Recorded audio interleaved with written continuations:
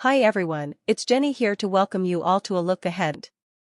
We begin with a look at a couple of news stories, but first a word from our sponsor. We invite you to plan now to come embrace the fun at Bryden Farm, where the tea is always on and the coffee's not far behind. Call ahead though, you can reach us at 90290707770. Jenny here with a look ahead at a few news stories making headlines this week. Violence against synagogues sparks outrage and calls for action in Canada. Over the past week, Jewish communities in the Greater Toronto Area, GTA, have been shaken by a series of violent attacks targeting houses of worship. At least 3 synagogues have been struck by gunfire, and police are investigating additional incidents in nearby neighborhoods. While no injuries have been reported, the attacks have left communities on edge and prompted calls for stronger protections against anti-Semitism. Authorities have classified the incidents as criminal acts potentially motivated by bias against Jewish people and religious institutions. Federal and local leaders have condemned the shootings.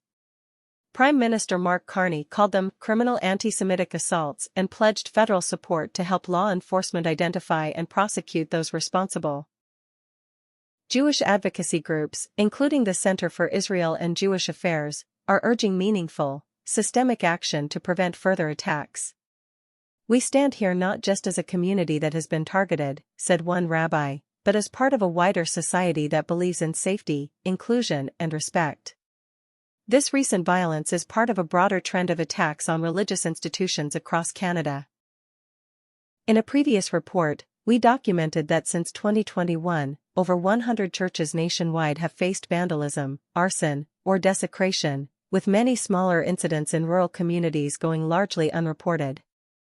These incidents, like the synagogue attacks, highlight a disturbing pattern. Faith communities of all backgrounds are increasingly vulnerable to acts of hate and violence. Community leaders are calling for increased security, public awareness, and government action, emphasizing that attacks on places of worship are attacks on culture, history, and community life itself. And here's an attack of a different type that has struck a little closer to home. Halifax Water has temporarily shut down its online customer portal after detecting a suspected cyber attack. Residents are currently unable to access accounts, pay bills, or view water usage online. The utility says it is actively investigating the issue and has notified authorities. At this time, there's no indication that financial information has been compromised. Customers are advised to stay alert for suspicious emails or calls and to monitor Halifax Water's official channels for updates. The portal is expected to be restored once it is safe to do so. That's a look ahead at the news and developing stories. Here's Michelle with a look ahead at community events. Here's a look ahead at community events from Yarmouth to Halifax, through the Annapolis Valley, and along the south shore of Nova Scotia. Monday, March 9th. There are no specific events listed today, but you can still check out the winter plant paintings by Amy Parody on display throughout March at the Weymouth branch of the Western Counties Regional Library during regular open hours. Tuesday, March 10th. At 12 p.m., head to Ignite Atlantic in Yarmouth for a lunch and learn about publishing your book with Friesen Press. Lunch is provided and one attendee will win a free manuscript evaluation.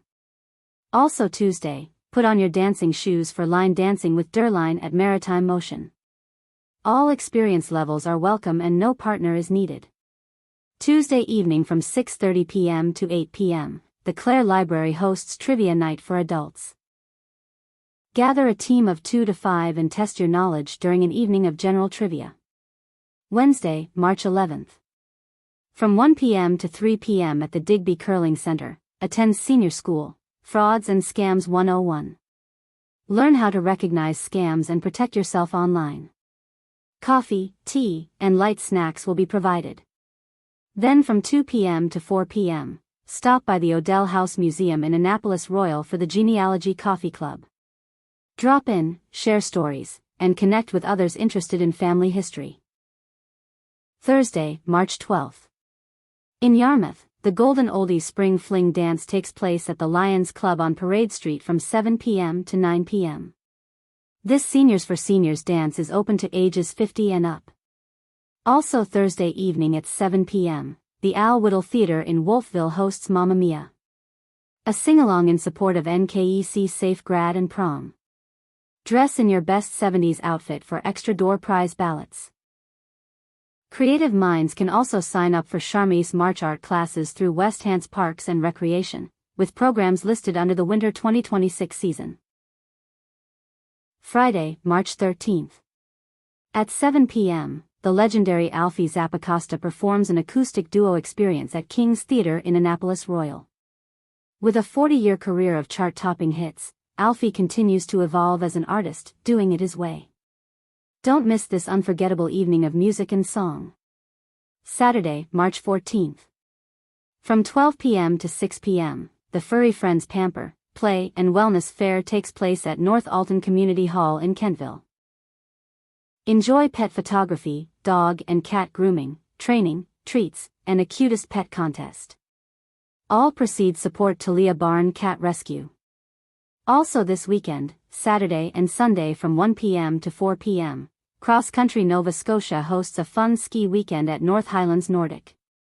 Lessons, youth games, and guided skiing will be available for all skill levels. Sunday, March 15th. Celebrate community and the coming spring at SOF Soup Sunday at Centralia Community Hall near Bridgetown. Doors open and lunch is served at 12 p.m., followed by a guest talk at 1 p.m. about post-fire mushrooms and the role of fungi in forest recovery. That's your community events update from Country Air Radio. For local events anytime, visit countryairradio.com or the Country Air Radio app. Chris here with a look ahead at the weather. Monday, March 9th. Mainly sunny with west winds around 20 km per hour, highs near 10, but only around 5 along parts of the coast. UV index 4, moderate. Tonight, a few clouds with lows around +1. Tuesday, March 10th. Sunny skies continue. Highs around 14. Cloudy periods develop overnight with lows near +2. Wednesday through Saturday. The rest of the week brings a mix of conditions. Wednesday has a 30% chance of showers with highs near 7, then showers continue Thursday with highs near 9. Friday and Saturday are cooler, highs around 1, with some flurries overnight and during the day. Overall, mostly mild, with occasional rain or flurries and temperatures hovering near or just above freezing. Local weather fact: fog eats the snow. Ever notice snow disappearing fast on foggy days? Locally, we say the fog eats the snow. Fog contains tiny water droplets that speed up melting. Even if it's below freezing, snow absorbs heat from these droplets and evaporates quickly, sometimes in just a few hours. A neat trick of nature that locals here have known for generations. Closing. That's your latest weather update from Country Air Radio. For your local weather anytime, just visit countryairradio.com or check our Country Air Radio app.